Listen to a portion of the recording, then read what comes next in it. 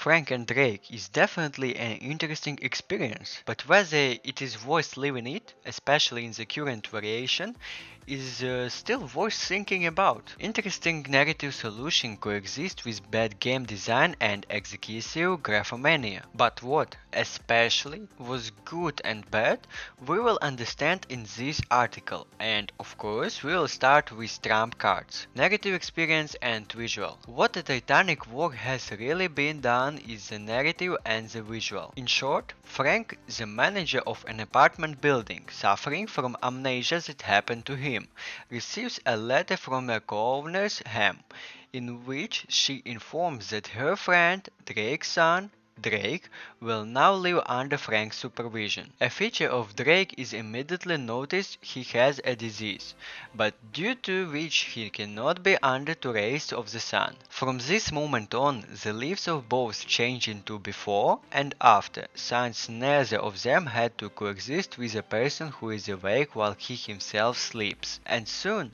Frank receives a letter with some kind of gas, because of which both heroes begin to hallucinate. Now, both heroes between whom we switch when the time of day change must helping each other, communicating with notes, deal with demons of the past, gameplay and graphomania. And here is the softest part. It was this part for me that became the reason why I didn't close the game 100%, despite my great love for quests and keys. The whole gameplay is divided into 4 parts. Backside walking, detailed inspection of objects of the environment, puzzle solving, diary entires, and if the first works great for immersion, then there are questions about everything else. I will start with puzzles. How much they pissed me off, often. The puzzles are quite simple, but there are a couple of them that took more than an hour to complete. Maybe I'm stupid, I don't know, but nevertheless,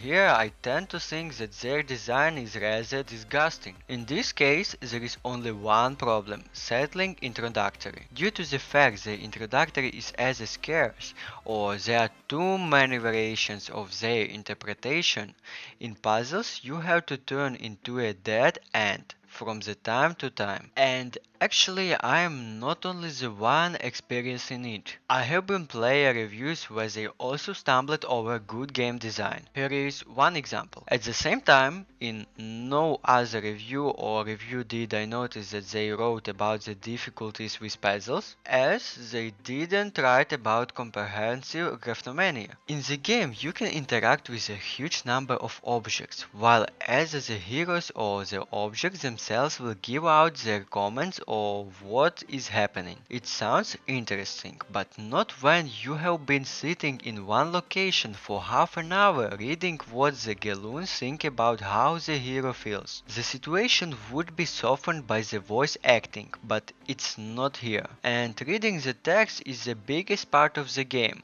without which it is impossible to feel the characters or understand the plot. It flies to the piggy bank that at the end of each day both heroes will write down their experiences in a diary. And this is not a couple of sentences, but a couple of A4 pages of the 14th Times New Roman. As a result, the head boils from trying to understand at least what is happening and why we go to this or that local. Additionally, the absence of the crack in the current version flies into the piggy bank. I would like to end with something that made me rage quit a couple of times. About bugs. Damn, about bugs. It's fun to play when you open the menu to make the sound quieter, but the menu is no longer closed. Even more fun when you open the transcription of the inscription, as it can be hard to see the text, and it is also does not close and you restart the day. In general fire, when you have more space at the puzzle and the puzzle piece evaporates and you are guessing. You are stupid or the game doesn't allow it to pass, and again the restart of the day. There is really not much to say here, but I would like to note that the pleasure brought by the restart of progress in the last hour cannot be expressed in words. Oh, and to make it even more fun, all the cutscenes are not skipped, so even if you see them repeatedly,